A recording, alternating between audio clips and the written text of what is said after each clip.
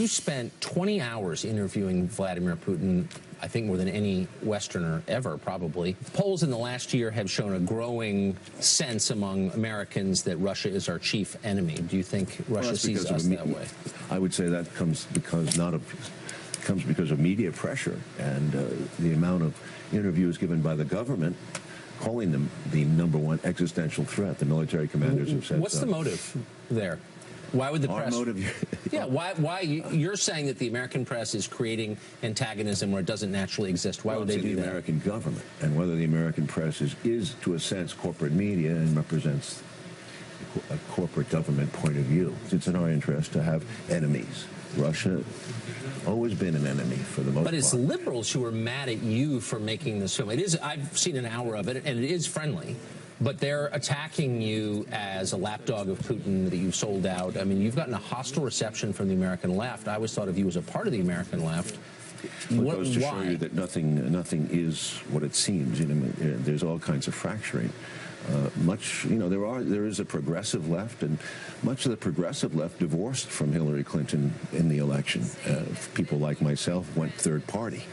The reason was that she essentially had become, in the last 20 years, has become a neoconservative. She has backed all the neocon, basically the invasion of Libya, the destruction of Libya, which is crucial. She backed the Iraqi war resolutions. She has been a major figure in attacking the Syrian sovereignty, the sovereignty of the Syrian government. This is very important. So, in a sense, we've destroyed the sovereignty of these countries in the Middle East. It's Libya, Iraq, and now Syria, or we're trying to destroy Syria.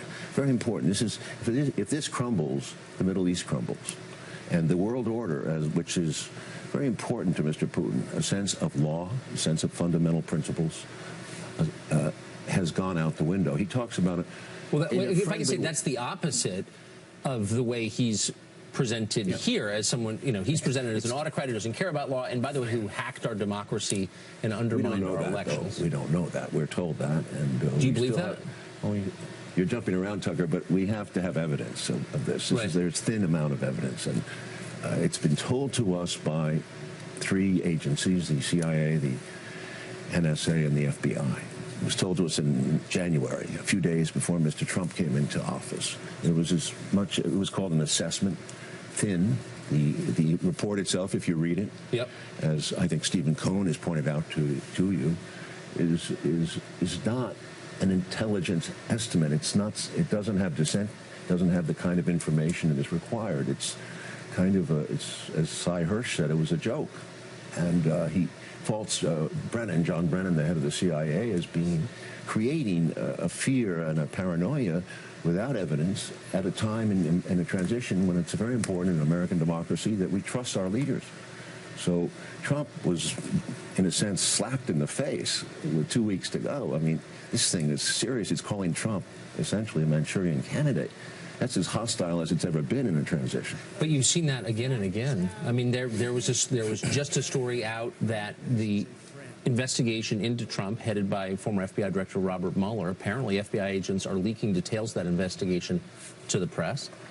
And you're seeing leaks from all the different intel agencies against the administration. Seems like they're trying to change their policies. That's correct. Does that surprise you?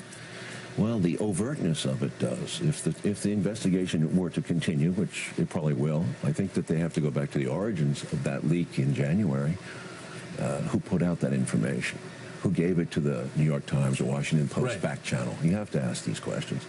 It seems as if some people have said, and I tend to agree, the deep state, the military-industrial complex, the intelligence agencies, have their own position and have had it for many years, and they continue to promote the wars that they do in all these countries. And even Obama said, well, I want to close Guantanamo, I want to cut down on Afghanistan, I want to do this and I want to do that. He didn't do it. You have to ask yourself, who is running the country? Doesn't the president get to decide the policies? You'd think so.